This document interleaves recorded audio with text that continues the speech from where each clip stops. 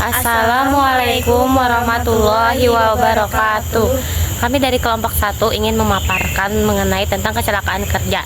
Nama saya Nahdia Utari dengan NIM 241061220006. Saya Siti Asma dengan NIM 241061132008.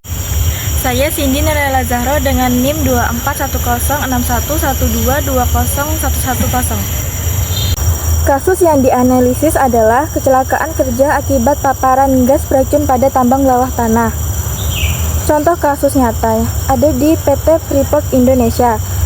Seorang pekerja tambang menghirup gas beracun mengakibatkan kematian dan korban luka yang terjadi di tambang bawah tanah. Analisis penyebab kecelakaannya dikarenakan tidak menggunakan alat pelindung diri atau APD, tidak mematuhi SOP, kurangnya pengetahuan tentang bahaya gas beracun, kurangnya motivasi dalam menjaga keselamatan, dan tidak mengikuti sistem izin kerja. Selanjutnya, kondisi dan faktor penyebab. Faktor lingkungan kerja yang berbahaya yaitu adanya gas beracun di dalam tambang, sistem ventilasi yang tidak optimal, tidak adanya sistem deteksi gas yang baik, kurangnya pengawasan dari perusahaan, dan lingkungan kerja tertutup atau berada di bawah tanah. Analisis sistem kerjanya.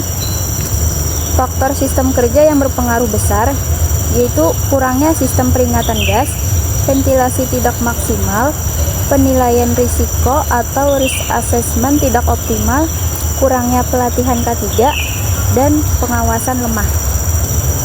Selanjutnya yaitu ada rekomendasi pencegahan. Yang pertama untuk pekerja, kedua untuk perusahaan, dan ketiga ada sistem pencegahan tambahan. Yang pertama untuk pekerja yaitu wajib memakai APD lengkap, mematuhi SOP kerja, mengikuti pelatihan K3, dan meningkatkan kesadaran akan keselamatan. Kemudian yang kedua untuk perusahaan yaitu menyediakan sistem deteksi gas. Yang kedua memperbaiki sistem ventilasi tambang. Kedua melakukan risk assessment secara rutin. Terus melanjutkan pelatihan K3 secara berkala, meningkatkan pengawasan kerja, dan menetapkan sistem izin kerja atau work planning. Yang ketiga ada sistem pencegahan tambahan. Yang pertama itu menerapkan HIREX atau Hazard Induction Risk Assessment and Risk Control. Kemudian monitoring kondisi udara tambang, dan yang terakhir ada evaluasi rutin sistem K3. Kesimpulan yang dapat kita ambil yaitu merupakan kecelakaan kerja pada tambang bawah tanah akibat gas beracun disebabkan oleh pekerja tidak patuh dengan kurang sadar akan pentingnya K3, kemudian lingkungan kerja berbahaya dan sistem kurang memadai.